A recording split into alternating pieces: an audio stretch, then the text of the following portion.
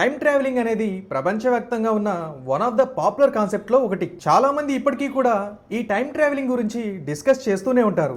ఎంతో మంది గొప్ప గొప్ప శాస్త్రవేత్తలు, రీసెర్చర్స్ ఈ టైం ట్రావెలింగ్ గురించి ఎప్పటికప్పుడు స్టడీస్ చేస్తూనే ఉంటారు. నిజానికి ఇప్పటికీ కూడా ఈ టైం ట్రావెలింగ్ అనేది నిజంగా ఉన్నదా లేదా అనేది మనమైతే ప్రూఫ్ చేయలేకపోతున్నాం. కానీ కొంతమంది ఏమని చెప్తున్నారు కాన్స్పిరసీ థియరీస్లు, ఈ టైం ట్రావెలింగ్ కి సంబంధించిన మొత్తం అన్ని రకాల ఇన్ఫర్మేషన్స్, కావాల్సిన డేటా మొత్తం కూడా కొంత ప్రభుత్వం దగ్గర ఉంది, కావాలనే బయట పెట్టడం లేదని చెప్తూ ఉన్నారు. సో ఈ వీడియోలో అయితే టైం ట్రావెలింగ్ నిజంగానే జరిగింది, టైం ట్రావెలింగ్ కి కావాల్సిన కొన్ని థియరీస్ గురించి అయితే డిస్కస్ చేసుకుందాం. Number 1, 19th century CD. Actual గా సీడీలు అనేవి ఎప్పుడు డెవలప్ అయ్యాయి? 20వ శతాబ్దంలో డెవలప్ అయ్యాయి. కానీ 19వ శతాబ్దంలోని సీడీలు కనుక మీరు చూసినట్లయితే ఖచ్చితంగా అది టైం ట్రావెల్ తో లింక్ అప్ అయి ఉందని అనుకుంటూ ఉంటారు కదా. సో ఈ విషయంలో కూడా అదే జరిగిందన్నమాట.